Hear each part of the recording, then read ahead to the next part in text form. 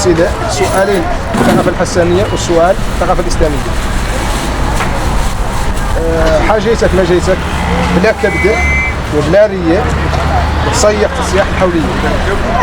بلا كبدة وبلا رية وتصيح تصيح الحولية. بلا كبدة وبلا رية وتصيح تصيح الحولية. ما عندك كبدة ترى بلا رية وبلا كبدة. شنو عارف؟ شعفان. شعفان. ثعبان ما هو حيوان.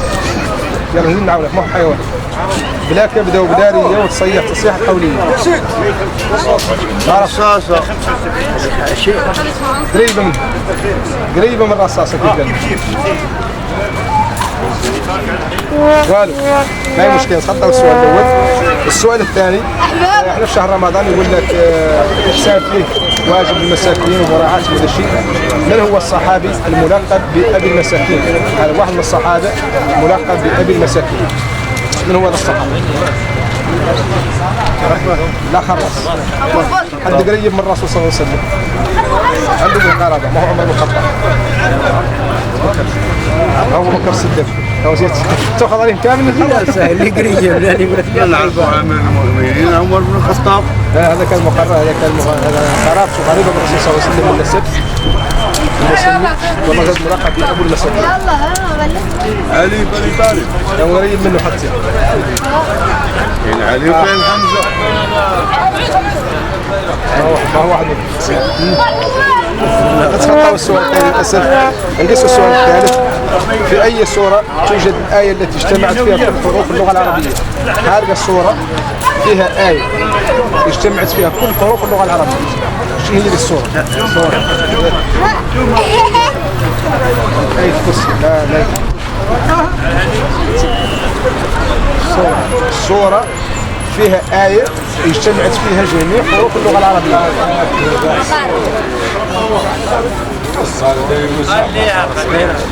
ولا لبس لا صغيرة حتى لا الصور صغيرة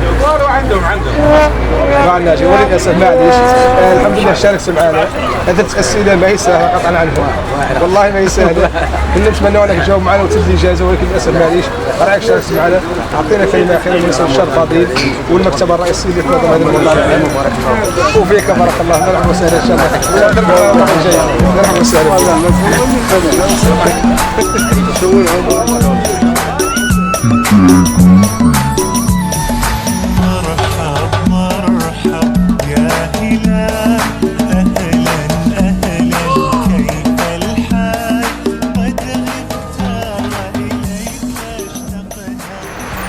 مشاهدينا الكرام مرحبا وسهلا بكم في هذا الشهر الفضيل. المكتبة الرئيسية للمطالعة العمومية تنظم مسابقة بمناسبة شهر رمضان. مسابقة بعنوان مسابقة رمضان وثقافة البيضان. هذه المسابقة فيها مجموعة من الأسئلة رصاصات ورقية فيها مجموعة من الأسئلة معنا مجموعة من المتسابقين من عامة المجتمع. هذه المسابقة فيها مجموعة قلت من الأسئلة فيها ثقافة البيضان فيها الثقافة الإسلامية. إذا احنا عندنا المتسابق اللي يختار واحدة من المطويات. هذه المطوية فيها 3 أسئلة كيف كذلك سؤالين لثقافة البيضان وسؤال للثقافة الإسلامية ولا سؤالين للثقافة الإسلامية وسؤال لثقافة البيضان. إذا جاوبت 3 أسئلة عندك جائزة تستلم حالا وجائزة في نهاية شهر رمضان يتم فيها القرعة بالفائزين اللي جاوبوا 3 أسئلة. إذا جاوبت على السؤالين نعطوك الجائزة في هذا الوقت الحالي. متفاهمين؟ طيب أعطينا الاسم. خالد بوعم. الأستاذ خالد بوعم. الأستاذ خالد بوعم من ولاية تندوف. في ولاية تندوف كيفاش فوت رمضان؟ أعطينا لمحة شوية لرمضان. رمضان هو يعني شهر مبارك فضيل فيه عدة أنشطة على مستوى يعني العائلة يعني البيت وخارج البيت يعني رفقة الأصدقاء إلى خلال يعني تأدية أولا الشعائر الدينية لازم شهر فيكون بعد قاعد هذاك الهامش تاع الزمن اللي يكون فيه صلة الرحم أو التقاء بأصدقاء. هذا زين هذا زين. الأستاذ خالد بوعام اختار معنا واحدة من ضوء المطويات. اختار واحدة منهم. إذا المطوية نشوف الأسئلة اللي فيها ونضرب للأستاذ خالد بوعام الأسئلة اللي في المطوية. أستاذ خالد بوعام عندك سؤالين للثقافة الحسانية وسؤال من الثقافة الإسلامية. تعرف شوية الشعر والله؟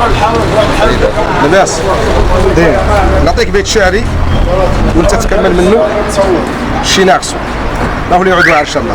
ان شاء الله. البيت يقول: وقت نعني مرة نختير، عد نقول بطرف لساني، زر الضايق مالح يا غير، باقي ذاك.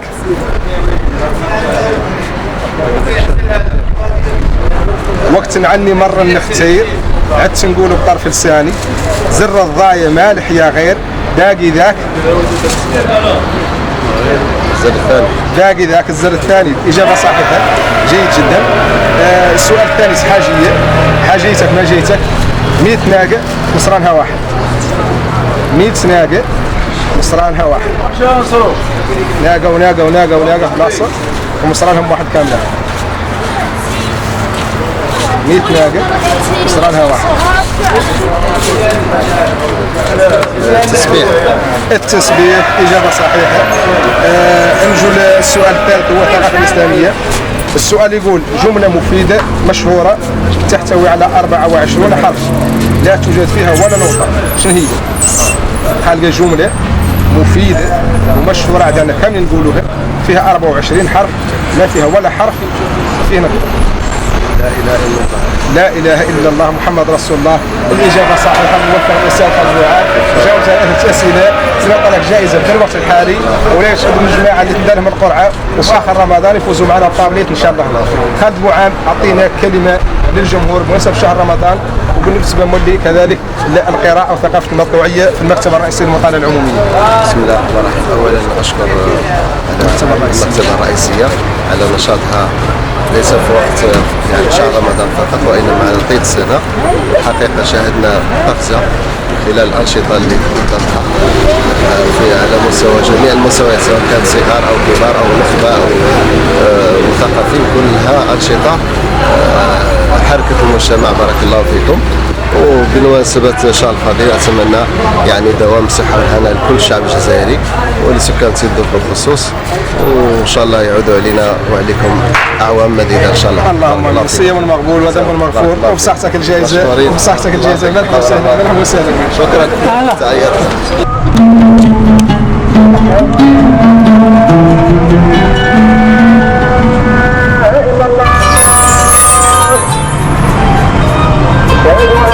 محمد رسول الله.